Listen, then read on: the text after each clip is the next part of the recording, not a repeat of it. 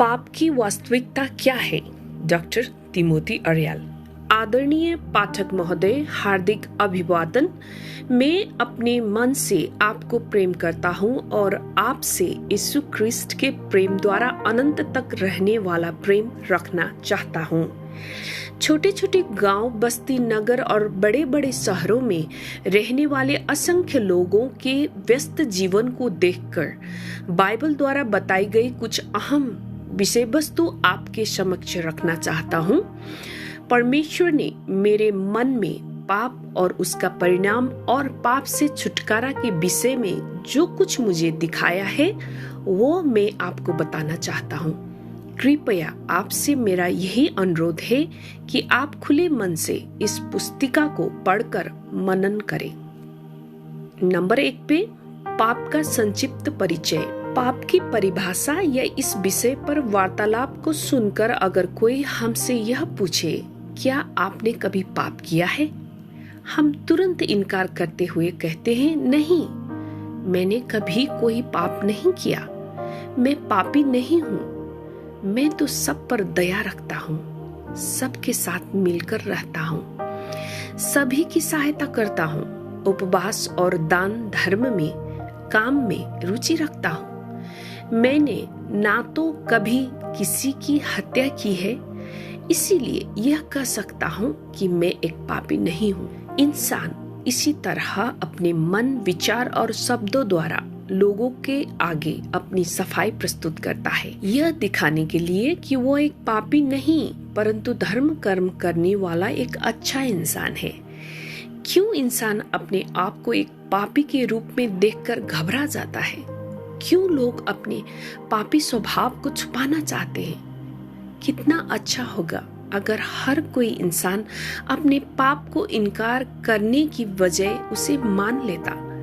जब कोई हमारी तारीफ करके हमें बुद्धिमान, धर्मी और दयालु कहकर संबोधित करता है तो हमें बहुत खुशी होती है। आखिर लोगों का झूठा सराहना हमें क्यों चाहिए? कोई हमें हमारी गलती या पाप दिखा दे तो हम क्यों गुस्से से भरकर आग बबूला हो जाते हैं? क्यों हम उस व्यक्ति को धन्यवाद नहीं दे पाते? अब मनुष्य के पाप के संबंध में परमेश्वर के वचन पर आधारित उस सत्य की गहराई को मनन करते हुए परमेश्वर को धन्यवाद दें। पाप का शाब्दिक अर्थ परमेश्वर द्वारा ठहराया गया स्तर तक न पहुंच पाना या अपना निशाना गुमा बैठना पाप है, इसलिए कि सब ने पाप किया है और परमेश्वर की महिमा से रहित है। रोमियो 7 के 7 से 16 तक के वचन में हम ये देख सकते हैं। दूसरा नंबर में पाप मनुष्य को दास बनाती है, इसलिए जो मैं चाहता हूँ वो नहीं किया करता परंतु जिससे मुझे घृणा आती है वही करता हूँ। यूहन्ना 4 की 34 और रोमियो 6 की 6, 7 की 7 से 16 तक में ये वचन हम देख सकते हैं। तीसरा में इंसान जन्म से ही वंशानुगत रूप में एक पापी है। देख, मैं अधर्म के साथ उत्पन्न हुआ और पाप के साथ अपनी माता के गर्भ में पड़ा। भजन संहिता 51 की 5 में हम ये वचन देख सकते हैं। पापीपन मनुष्य के अंदर पाई जाने वाली निहित स्वभाव है। चोरी, बेविचार, झूठ और हत्या पाप स्वभाव के परिणामों से नजर आने वाली कुछ शारीरिक अभिव्यक्ति है। इनके अतिरिक्त और भी कई पाप के परिणाम है, जैसे घमंड, निंदा, विद्रोह, दुश्मनी, हठीपन, आलस्य, धर्म कर्म और इसी तरह और भी। हो सकता है आपके अंदर उल्लेख किए गए बहुत से परिणाम न हो, लेकिन आप यह नहीं कह सकते कि मैं एक धर्मी इंसान हूँ, क्योंकि हर मनुष्य जन्म से ही पापी होता है। इसलिए किसी के पाप करने से या किसी के दान धर्म करने से कोई पापी या धर्मात्मा नहीं बन सकता। 4 में कोई भी व्यक्ति अपने पूरे दिलो जान से, अपनी शक्ति और दिमाग लगाकर, अपना पूरा धन दौलत खर्च करके भी धर्मी नहीं बन सकता। जैसे कि बाइबल में लिखा है, हम तो सब के सब अशुद्ध मनुष्य के से हैं और हमारे धार्मिकता के काम सब के सब चिथेड़ों के समान है।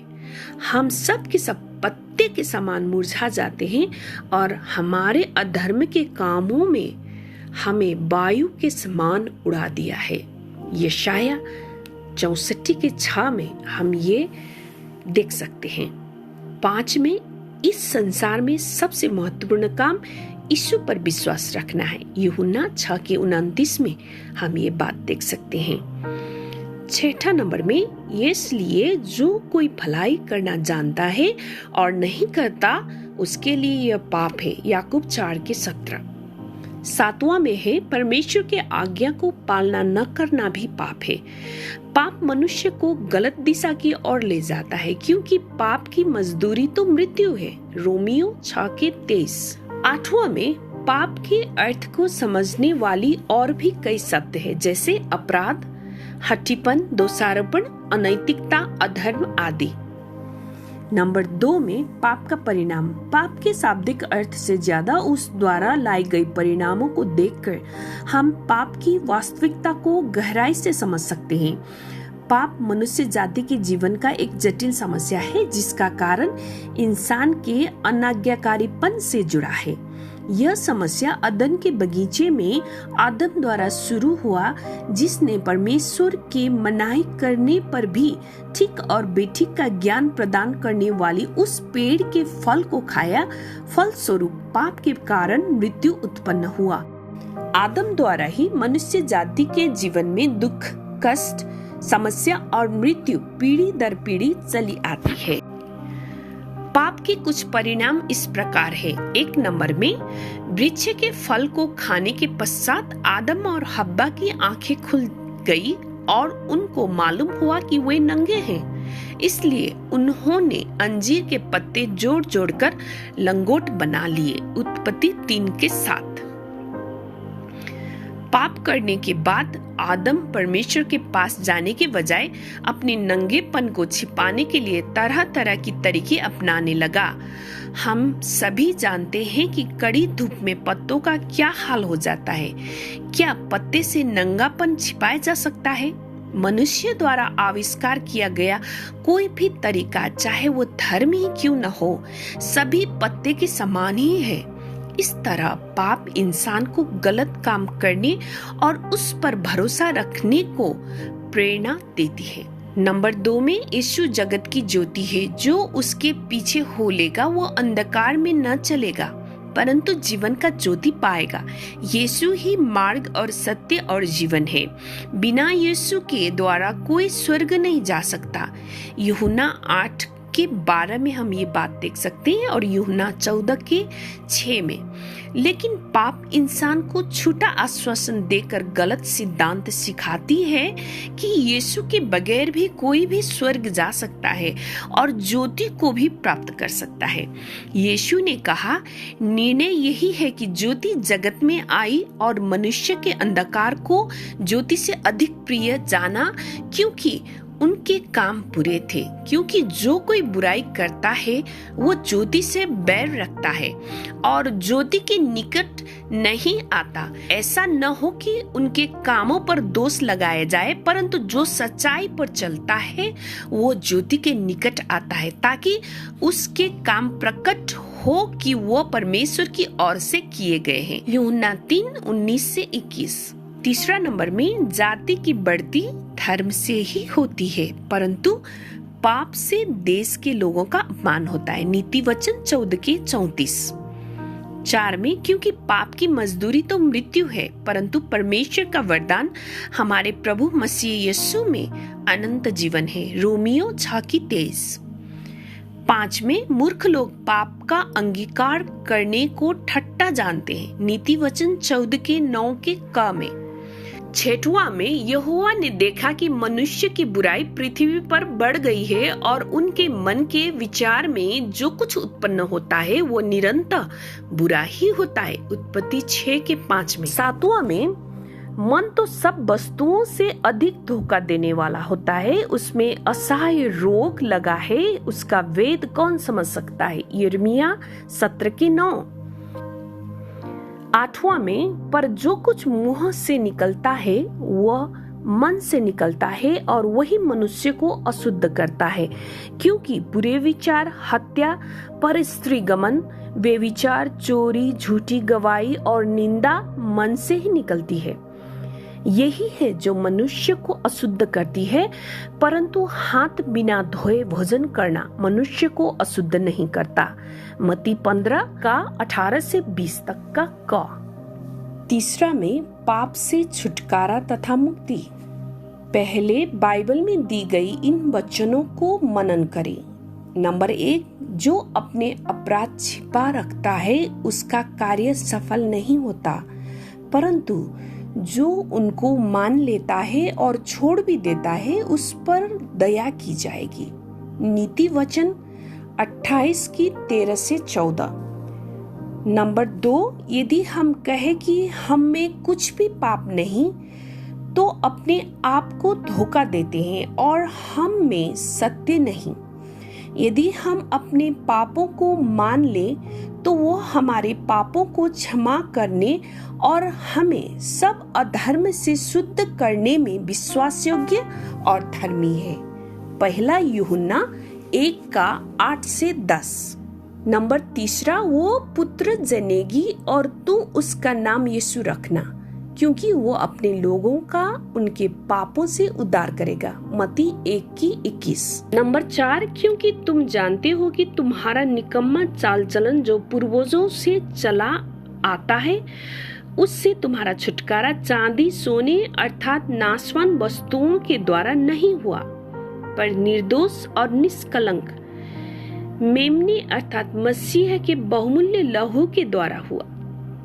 पहला पत्रस 1 का 18 से 19। नंबर 5, इस कारण मैंने सबसे पहले तुम्हें वही बात पहुंचा दी जो मुझे पहुंची थी कि पवित्र शास्त्र के वचन के अनुसार यीशु मसीह हमारे पापों के लिए मर गया और पवित्र शास्त्र के अनुसार तीसरे दिन जी भी उठा। पहला कुरिन्थियों 15 के 3 के ख और 4। नंबर 6, कि यदि तू अपने मुंह से यीशु को प्रभु जानकर अंगीकार करे और अपने मन से विश्वास करे कि परमेश्वर ने उसे मरे हुए लोगों से जिलाया, तो तू निश्चय उद्धार पाएगा, क्योंकि धार्मिकता के लिए मन में विश्वास किया जाता है और उद्धार के लिए मुंह से अंगीकार किया जाता है। रोमियो 10 के 9 से 10। पूरे बाइबल में परमेश्वर मनुष्य को अपने पापों का पश्चाताप करने के लिए आह्वान करता है और यीशु मसीहा पर विश्वास करने को आग्रह करता है। मैं स्वयं आपसे यही विनती करना चाहता हूँ, अपने पापों को स्वीकार करते हुए अपना हृदय परिवर्तन करके सही दिशा की ओर जाना ही सच्चा पश्चाताप कहलाता है। हमारे पापों का प्रायश्चित कलवरी की सूली पर यीशु ख्रिस्ट के लहू द्वारा पूरा हो चुका है। यीशु मसीह ही परमेश्वर द्वारा भेजा गया मेमना है, जिसके लहू द्वारा हमारे सभी पापों का शुद्धिकरण संभव है। किसी भी पशु या पंछी के लहू द्वारा ना ही कोई धर्म या कर्म द्वारा हमारे पापों से मुक्ति प्राप्त हो सकती है, वरना इस सभी बातों से हमारे पाप और भी बढ़ जाते हैं। हर एक व्यक्ति को स्वयं ही अपने पापों के प्रायश्चित करना जरूरी है।